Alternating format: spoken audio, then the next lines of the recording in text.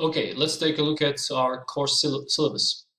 So this course is mainly aimed at developing academic reading and writing skills. So mostly we'll focus on reading and writing skills. Listening and speaking are maybe we don't have that as a focus, but still we'll do a lot of speaking and listening in the classroom as well. We'll have a lot of classroom discussions, and that means academic speaking skills will also be practiced. Okay.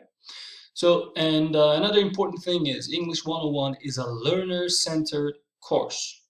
This means that learning depends on your efforts, your participation and involvement in classroom talks.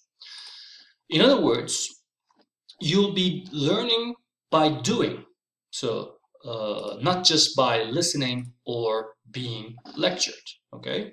That's why I must also emphasize the fact that turning on your cameras and talking to your friends, to me, in the classroom is important.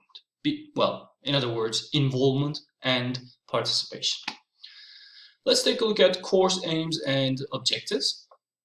The overall aim of the course is to enable students to comprehend ideas, opinions, and facts in academic text, of course, and reflect on ideas and facts in oral and written expressions. Okay, so how are we going to achieve that? By focusing on certain academic skills in reading, writing, and listening, and finally speaking. As I said, the focus will be on mostly reading and writing skills. So I'm sure you remember some of these from preparatory school, prep school, or maybe from high school, these reading skills. Some of these are previewing a text, skimming, scanning, finding the main idea, guessing the meaning of unknown vocab, understanding long sentences, coherence, unity, making inferences. And in writing, well, we got more new skills that you have to master in order to be successful in your departments. So some of them are writing paragraph in different patterns, and writing topic sentences, unity, coherence. Well, these 5 you have already covered. You must have already covered if you are here with me, because it means that you have passed the proficiency exam and you have an idea about these. But maybe you don't know much about these, starting with number 6. Borrowing ideas through quoting, summarizing, and paraphrasing.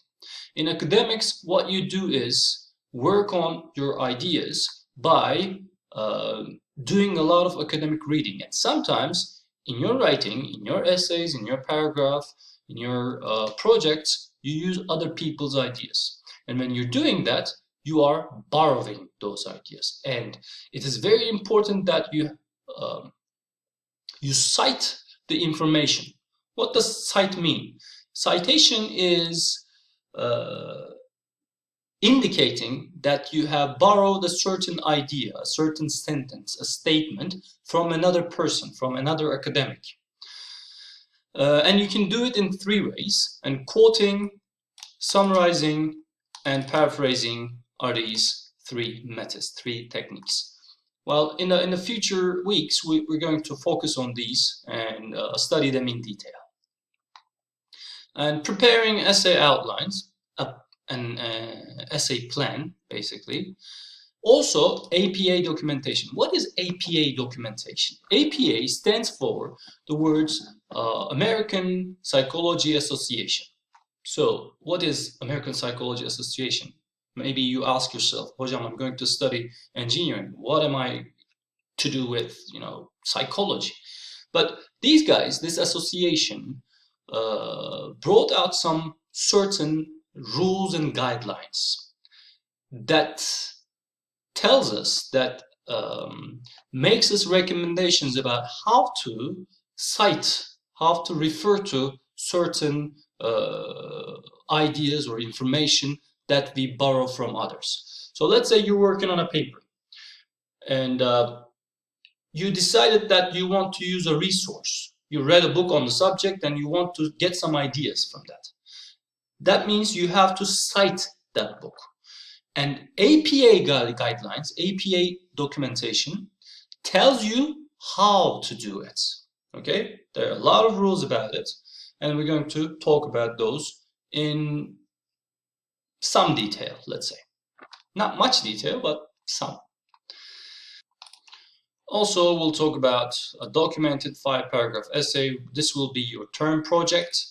You're required to write a paragraph of an essay of 5 paragraphs, and we'll also talk about this in detail. And the next 2 skills are listening and speaking skills. As I say, these are less of a focus area for our course, but still they're important. Okay. What is a course material? So this is an important point. The only material for our course is this course book called Q Skills for Success Reading and Writing 5. I think a few days ago you received an email from Ezgi Topuz Hoca, and she explained how you can buy this book on Deniz Shop, Deniz online shop. You know, Deniz Shop is the bookstore that we normally have on our campus, but due to the pandemic, you can't go and buy your books from that store, that physical store. That's why you have to buy it online. So one important thing is this book is quite old. However, this is a new edition, and well, I'm sure you will search for it, but you can't unfortunately find a PDF version on certain sites on the internet, and it has to be the 3rd edition.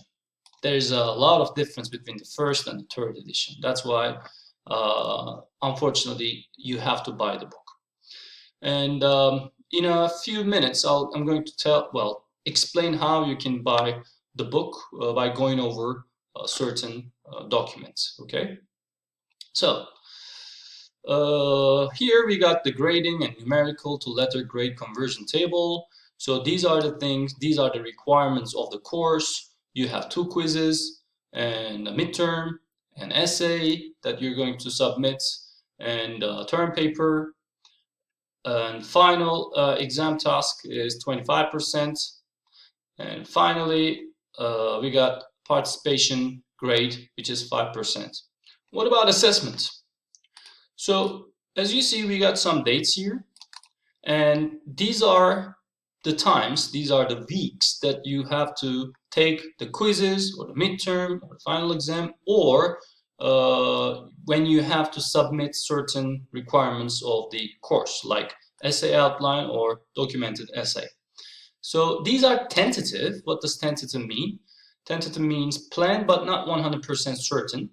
These are tentative dates. They might change, but still you shouldn't make any plans for those weeks, because you have to take the exams or quizzes in those dates. And if you don't have a doctor's report, then, and if you prefer not to do them, unfortunately you get 0. So both of the quizzes, well, right now it seems that they're reading, but there is a slight possibility that it might be also writing. And 5% is essay outline. So before you start writing, first you have to plan the writing, and you'll prepare an outline which will include the thesis statement, main ideas, major and minor supporting details, as well as excerpts. Excerpt is something taken from a whole. Okay, for example, you want to use a certain piece of information from the book, and if you take it out from that book, it's an excerpt taken from at least 3 different sources that you plan to use in your essay. And you need to submit your outline through Turnitin. What is Turnitin? Turnitin is a software that we use here at Metro, and it's used all over the world in especially academic settings in schools. And what does it do? It compares your writing to millions of other written works, written and submitted across the world, and checks if you have committed plagiarism or not. So what is plagiarism? Plagiarism is the act of stealing ideas. and it's a crime. And at Metro NCC, we strictly enforce the rules about plagiarism. So that means you can't steal other people's ideas, and you have to cite them. So you have to indicate that you borrow ideas from other people. Otherwise, unfortunately, you'll be in trouble. Also, you have to submit them by the deadline set. Otherwise, you'll be exposed to the rules in Metro NCC MLP late submission policy document. What does this mean? So we give you a certain deadline to submit your assignment, and if you don't do it, then you can do it in the following 2 days, but you unfortunately lose some points, like 20%. And if you don't do it by the following 2 days after the deadline, then you get 0. Okay, and what about midterm? The midterm will focus on reading and synthesizing skills. You'll be reading a text and answering certain questions, and there will also be a synthesizing task where you write a synthesis paragraph. Okay, the documented essay. So you'll write a documented informative essay of approximately 1,000 words. Your essay must include 5 paragraphs, introduction, 3 body paragraphs, and conclusion. You'll be expected to use at least 3 different sources in your essay. So you can use 3 books, you can use 1 book, 1 journal article, and 1 website, or you can use 3 journal articles, however you like. But they must be academic resources, okay? Not Wikipedia, not, some, I don't know, not Ekşi Sözlük or not Urban Dictionary. They should be proper academic resources. Okay, and you have to follow the APA in-text and end-text citation rules. Don't worry about it. We'll go over these rules so it will be clear. And you'll also be expected to add a reference page, also in APA format. So at the end of your essay, there will be a references section, and you're going to write down which information you borrow from which resource. And of course, we also submit it via Turnitin. And the final exam is worth 25%, and again, it is composed of mainly reading. As I said previously, if you have a doctor's report for these quizzes and exams and midterms, final exams and midterms, then you will be given a makeup. However, if you don't, unfortunately, you get 0. Participation is worth 5%. So participation involves participating, of course, in the classroom, being involved in class discussions, and well, answering certain questions, so on and so forth. So I briefly talked about late submission policy. It's here. So you can, this document will also be in your course on ODTÜ class. So you can check it whenever you like. And plagiarism policy, again, I will put that document there. And finally, attendance. You're allowed to, be away from me for 12 hours. If you exceed that, you will get an NA grade.